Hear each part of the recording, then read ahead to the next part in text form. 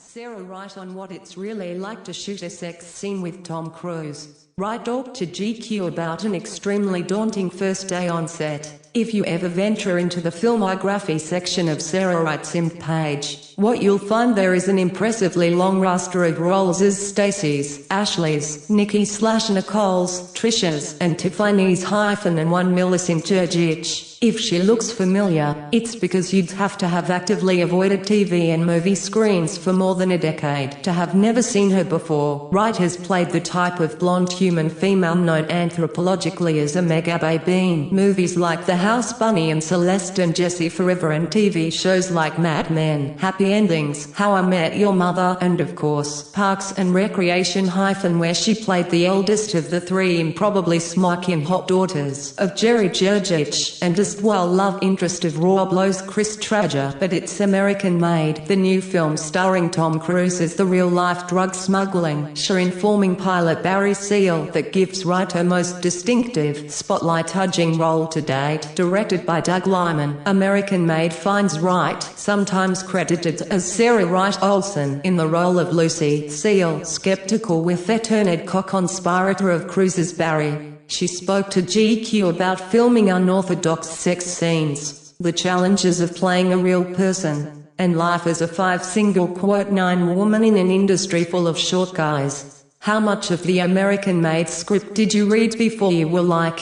okay, I have to do this movie, or I have to have this part? I read the first 15 or 20 pages and it was one of those things where you look back at the front cover where it says based on a true story and I was like, wait, what? I couldn't believe it. But as I kept reading, I just really felt like I knew her, like I grew up with women like her. It was exciting. I've always wanted to play a Southern woman, because I'm from Kentucky originally. I immediately was like, yes, I would give anything to play this role. I was wondering, your accent in the movie is so good? I figured you must have learned it somewhere other than a movie set. Yeah, it takes one phone call back home to my mom and then I'm right back in there. I grew up in Kentucky for like 18 years in a really small town called Horse Cave. We lived and worked on area tobacco farms, so I was around a lot of people with strong Southern accents. I had a pretty strong one, and then I moved to Chicago when I was 18. I kind of adopted this sort of middle American accent in Chicago, and then I booked this TV show out in LA, and I really had to work on getting rid of that drawl that I had. From then on, I just kind of lost the accent, but I loved getting to bring it back. What was the hardest scene to shoot? There's this scene in an airplane, a zero-gravity sex scene, where we sort of fly up and hit the ceiling and come back down again. That scene we shot on a soundstage on an airplane that was connected to this thing, called a gimbal that flips it around in circles, almost like a washing machine. Inside of it, Tom and I are tethered to different parts of the airplane and to each other. So, when this thing gets going, we're flipping around inside. It simulates that zero-G moment. So, it was just really daunting before we got in there, because everyone was like, is she gonna get sick? I was gonna be so embarrassed if threw up on Tom Cruise. I really did not want that happening. So I was like, please God, if there was one moment where I don't have a sensitive stomach, and just puke everywhere, I did not get sick, thankfully, and it ended up being great. But we shot it at the very end, so I thought about it the whole time. There are a bunch of sex scenes in this movie. Were any of the other ones that memorable? Yes. Gosh, I'm trying to remember, cause there's all these quick cuts of them at the beginning, a whole montage of sex scenes right after Barry decides to go into the CIA. We shot all of those scenes on day one of shooting, which was insane. I was so nervous. It was great, ultimately, because Tom and I were really comfortable with each other after that. But there's a quick sex scene in a car? I was laying inside the car and Tom was on top of me, and his feet were sticking out of the car, but Doug wanted the garage door to go up and down.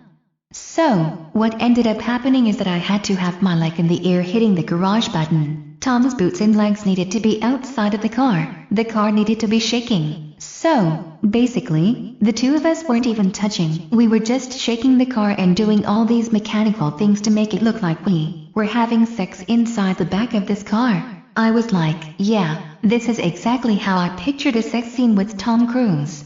He's pretty famous for doing his own stunts. Did you get to watch him do anything crazy on set? He did all of his own flying, and I got to fly with him. That was incredible. He's such a great pilot. He loves it too. So watching him do it was like watching a 10-year-old get to go to Disneyland for the first time. He was so pumped. Flying with him, I still say, is better than flying with anybody. Your character is based on a real person - Debbie Seal, the third wife of Barry Seal. Did you ever get to meet her? Did you cross paths with her at all? I did not. The producers talked to her and got some great stories and information from her about the couple's relationship. That was incredible to be able to hear that. We were able to apply some of that to the actual script, but it was based on his wife, so I didn't talk to her personally. I did want to, but I figured, if you're gonna pay tribute to someone authentically, then you want to spend a lot of time with them. I didn't want to have just one conversation and feel like I maybe didn't really pay tribute to what it was like for her.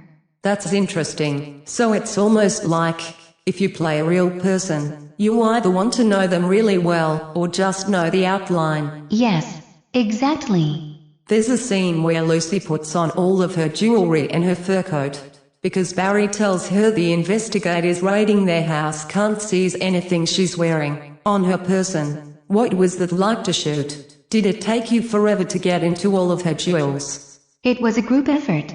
Tom and Doug just started loading up my wrists, and Kim Roth, producer of American Made, was putting necklaces on me. Tom was on my right side, Doug was on my left, and everyone was just loading me up with stuff until finally they were like, okay, that's perfect, that's it. You must have felt like a Christmas tree, everybody putting stuff on you. I did. It was pretty hilarious. You're pretty tall, at 5'9", and Tom Cruise is famously pretty short. Did you guys have to do anything creative on set to make it look like you're seeing eye to eye? You know what's funny? When I auditioned for it, I wondered. I didn't know how tall he was actually, and I wondered if my height would be an issue, but it wasn't an issue at all. It never even came up. I saw him in sneakers, and he wore these brown shoes when we were shooting, work boots.